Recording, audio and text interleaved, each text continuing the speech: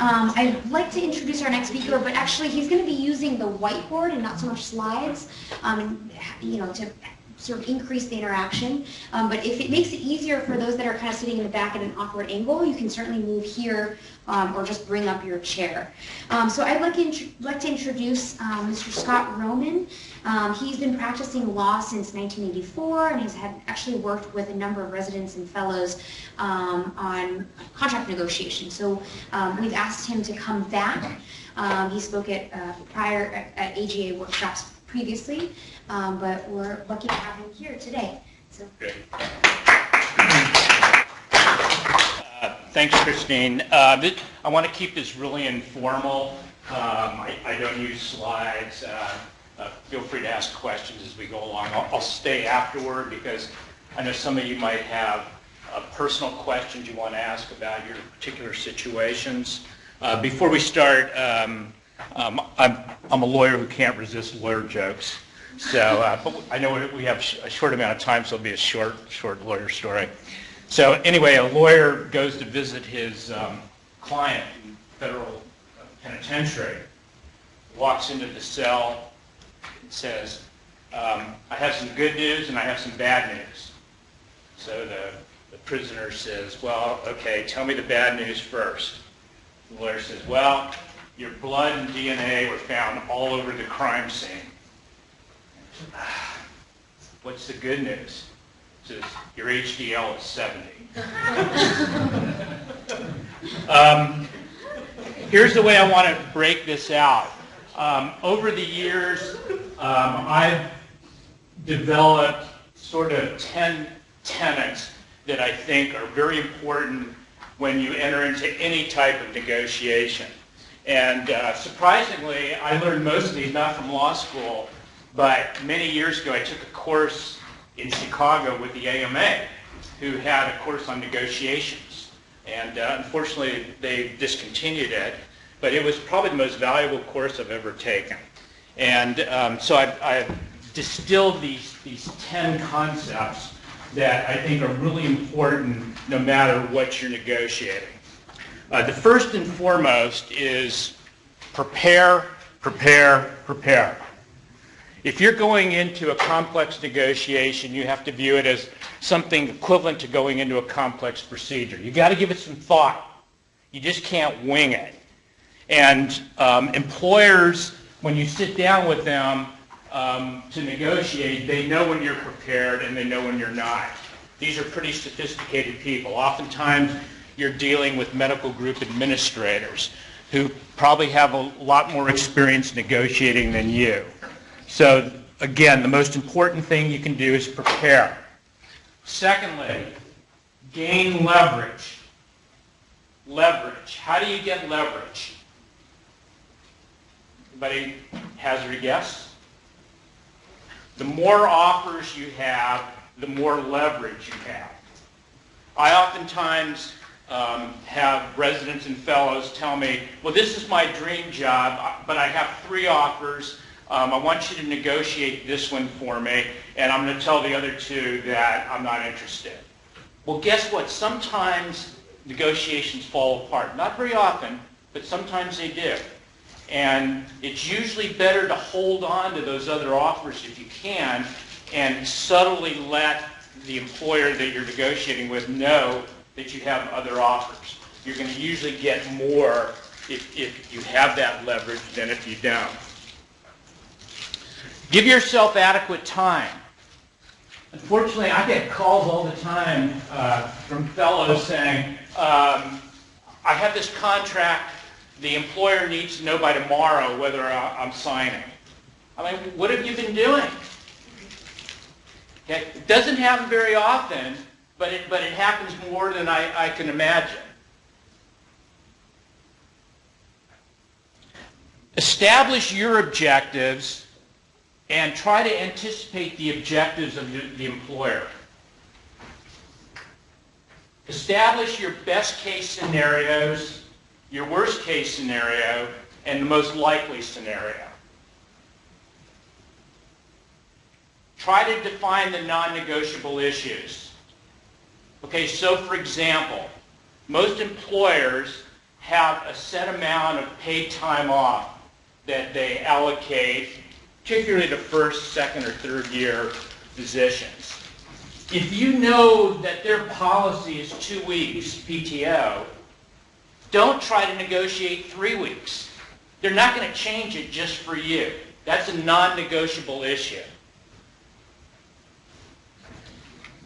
Try to get something each time you give something. And try to be subtle about it. Don't negotiate against yourself. And we all fall into that. Keep cool. Remember that these are people that you're going to have to work with. And you don't want to create a bad impression from the get-go. Be flexible. So once you take these 10 tenets into consideration, then you have a big decision to make. Who's going to negotiate your contract? Are you going to do it, or are you going to hire a professional to do it? And that's up to you. I've dealt with physicians that are capable of negotiating their own contracts. I've dealt with physicians who are totally incapable of negotiating their own contracts, and quite a few in between. Every once in a while, I'll get a physician that says to me, okay, I want you to review my contract. I want you to make me understand it. Tell me what the issues are to negotiate, and then I'm going to go and try to negotiate because I want to get that experience. Most of the times, the physicians say, you do it. Just keep me out of it. Okay. But you have to negotiate it. You have to decide at some point who is going to negotiate with you. What you don't want to do, and which about 75% of you will do, is you'll talk to the employer, you'll talk about salary and maybe signing bonuses, and then you'll stop. And then you'll give it to a lawyer. Well, guess what just happened? We lost some leverage negotiating the two things that you've already negotiated. So you have to make that decision. Are you going to do it, or are you going to have somebody else do it?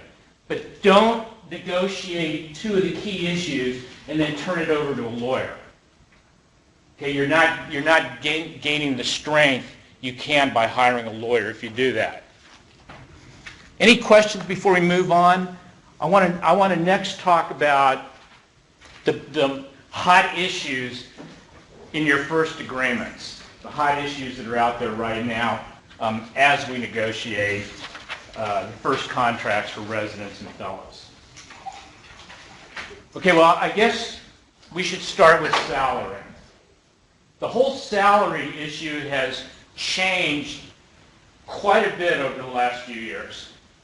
Okay, 5-10 years ago, it was quite commonplace to negotiate a salary, a base salary for a physician, and that salary was subject to annual reviews and historic. Guess what's happened? Probably most of you know this by now. It is extremely difficult to get a base salary beyond 1 or 2 years. Most of the contracts I review typically have a 1-year base salary. And then what happens in year 2? You go to productivity, right? Which could be a good thing if you built your practice up, could be a bad thing. What we typically try to do is give you at least 2 years of a base salary before you go to productivity. Gives you a little added time to build up your practice. Be extremely cautious of any employer that attempts to allocate a portion of overhead to you in the second year or beyond that, or beginning on the second year. Why? Because oftentimes you haven't developed enough revenues to offset what could be negative overhead.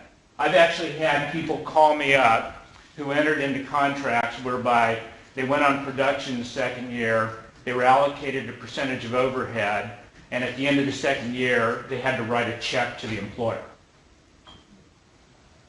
Never sign anything like that. Bonuses.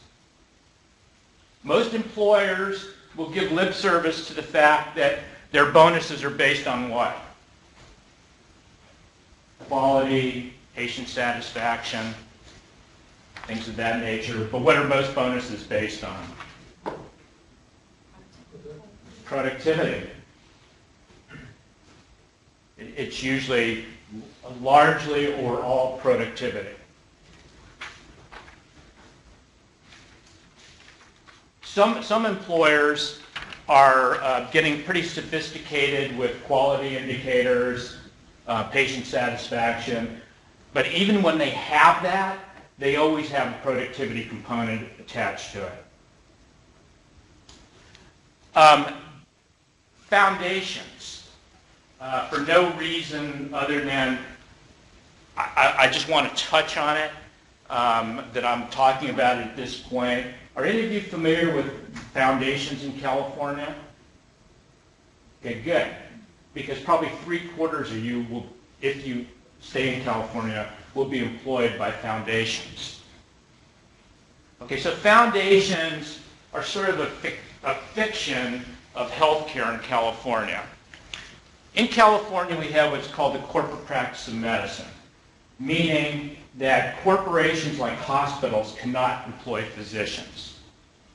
Yes, they can contract on an independent contractor basis with certain physicians, and most notably hospital-based physicians, but they cannot employ physicians. You know, there's some exceptions, universities, and certain types of clinics, but for the most part, unlike everywhere else in the U.S., hospitals here in California cannot employ it. So what they've done is they've created these not-for-profit clinics that hold all the third-party payer agreements. And those clinics contract with what we call a captive medical group. In other words, it's a medical group that's largely formed just to provide the services to the patients of the foundation. Many of you will be in that scenario because that's a big trend in California right now. So usually the advantage of being in a foundation is that physicians tend to be paid salaries on an ongoing basis. And you don't see the productivity criteria that a lot of the other medical groups, the non-foundation groups, use. But I just wanted to bring that up at this point because many of you will get offers from foundations and you'll be talking to them, and it's almost like, you know, when somebody calls me up and they say, I got an offer from foundation, but I have no idea what a foundation is.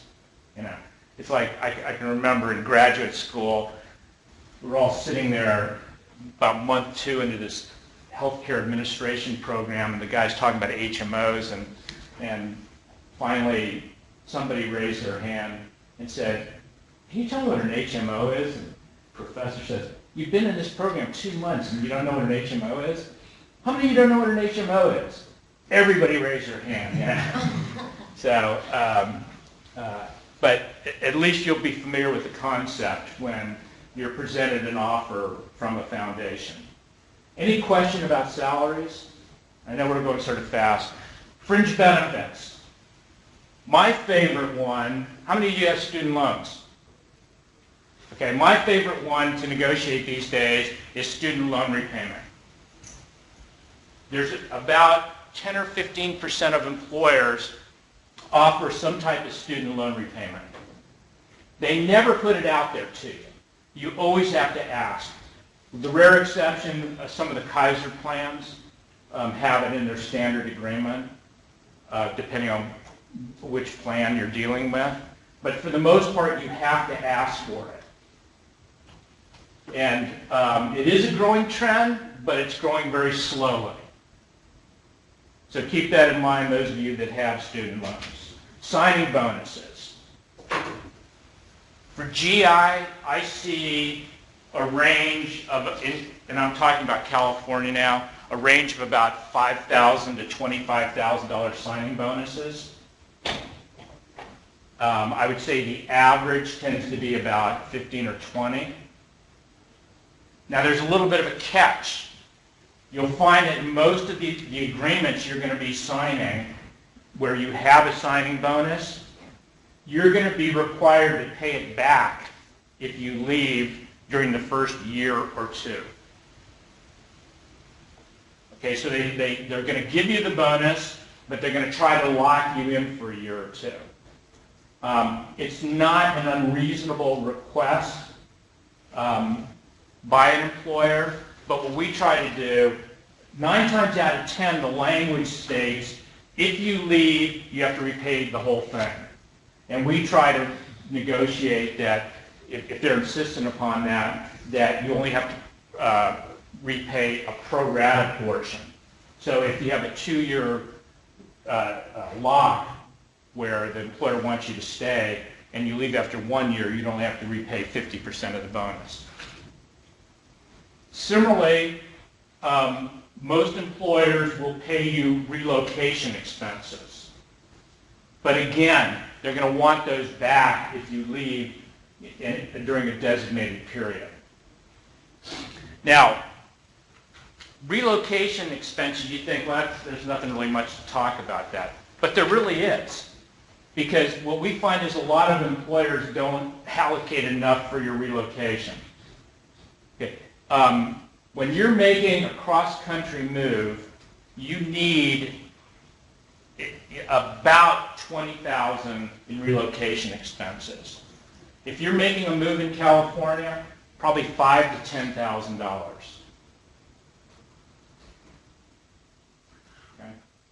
Now, some employers will actually roll the relocation allowance and the signing bonus together, which is fine. You're going to be taxed on it either way.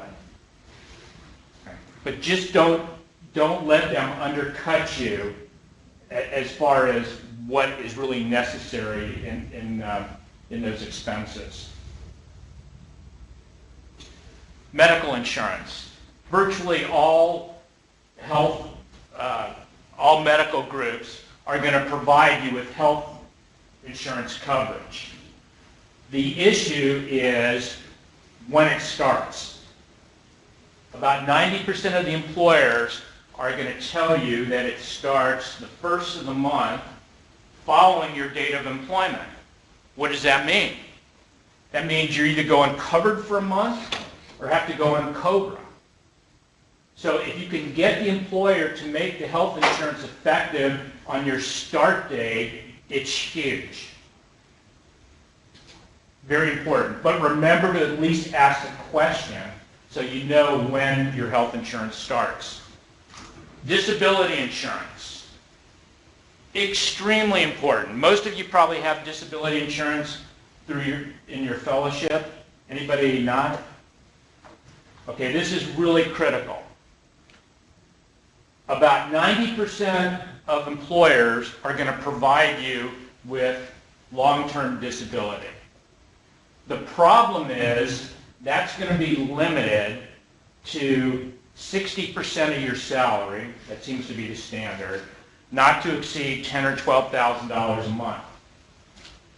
That's not enough. You have to buy additional disability insurance. You either have to buy it through the disability carrier that your employer's using or somebody else in the marketplace. Don't forget to buy it. Okay, I have had clients that have had to go on disability. And fortunately, most of them had adequate insurance. But it's easy to say, oh, okay, 60% is enough. It's not enough. And it's very cheap for people your age. So it's a no-brainer to get it.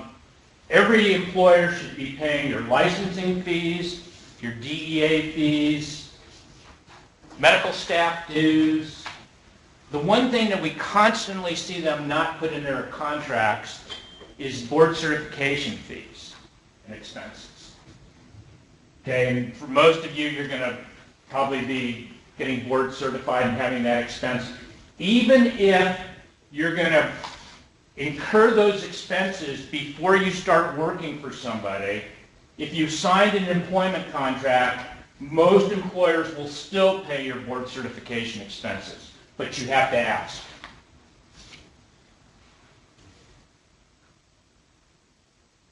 Paid time off. Again, I alluded to it earlier as sometimes it's not negotiable. Oftentimes it's not negotiable. But it's important that if it looks skimpy, like, I mean, every once in a while I'll see 5 days off. Okay, come on. That can't be the norm. You have to ask, you know, is every first year physician getting 5 days off? You know, it's ludicrous. Okay, but most of the time, first year physicians are getting 2 to 3 weeks off and another week for CME. Sort of the standard. Every once in a while I'll see 4 weeks, but that's pretty unusual. Okay, let's hit rapid fire a few of the other big issues. Medical malpractice. Everybody's going to provide you with medical malpractice. What's the issue with professional liability insurance? Tail coverage. Okay? What's happening now is most employers are trying to shift that expense to you.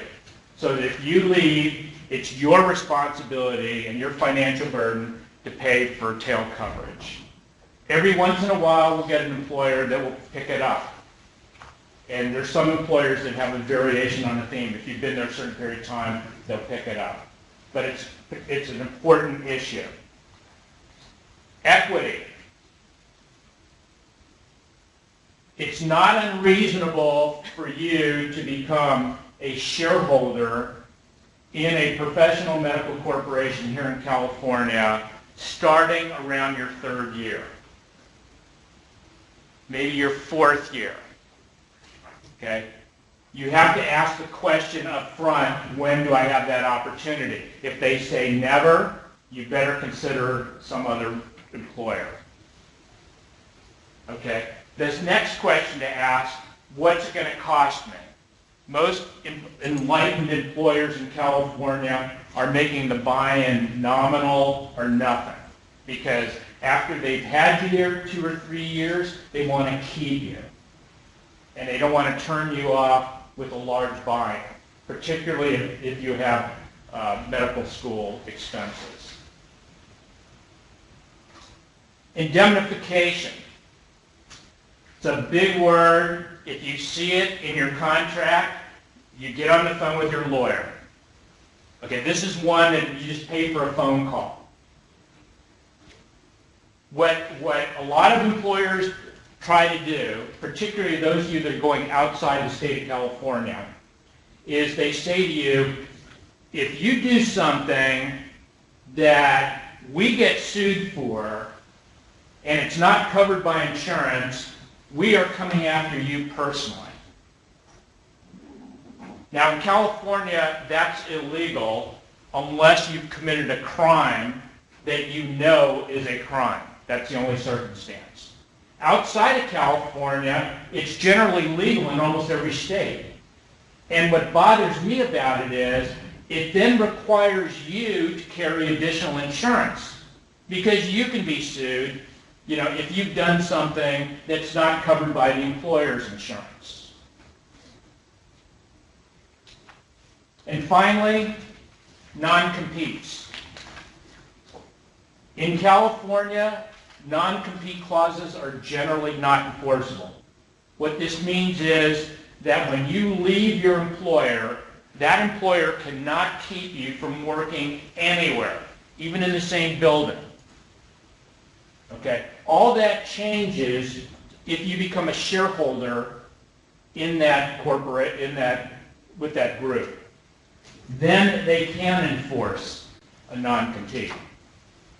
Now, those of you going outside of California, almost every state allows an employer to enforce a non-compete. So if you go to work in Virginia, for example, sign a contract, because you're from there, you say, this is great, and it doesn't work out, it's very likely you might have to leave Virginia because you can't work there. Again, that's not enforceable in California, but almost in every other state it is. Okay, I know it's a lot to go over in 20 minutes, but I'll be happy to answer questions. Yes, ma'am. What is average overhead for practices in California? It really depends on the type of practice. It depends on whether a practice has, in particular, equipment, that expensive equipment that's part of the practice. Rule of thumb, a primary care practice generally runs about 40%. Some practices that have expensive equipment, MRI and stuff like that, can run 55 or 60%. What is the appropriate tail coverage to be looking for or to be negotiating? Basically, you should ask for indefinite. In other words, it doesn't run out. Okay? There's a statute of limitations. I mean, but it's not going to cost you any more or any less to just have it run out all the way. The big problem is for the OBs right now. They're getting killed on us because there's sort of an indefinite statute of limitations on us. Yes, sir. What's the, I would say, main advantage of having a lawyer kind of negotiate for you, and then what's your fees that runs usually? You're having me engage in shameless promotion. I really believe that a lawyer can get more for you than you can. I mean, it's like both of us have our expertise. I wouldn't practice medicine, and I think most physicians believe they probably shouldn't practice law. I tend to kind of break for residents and fellows. I just charge $500 flat fee to review, discuss, and negotiate a contract. Just because I know most of you are in debt. Okay, we've planned a contract negotiation activity, so some of you guys can get your hands wet and try and negotiate with some of our attendings. So if I could have you guys break up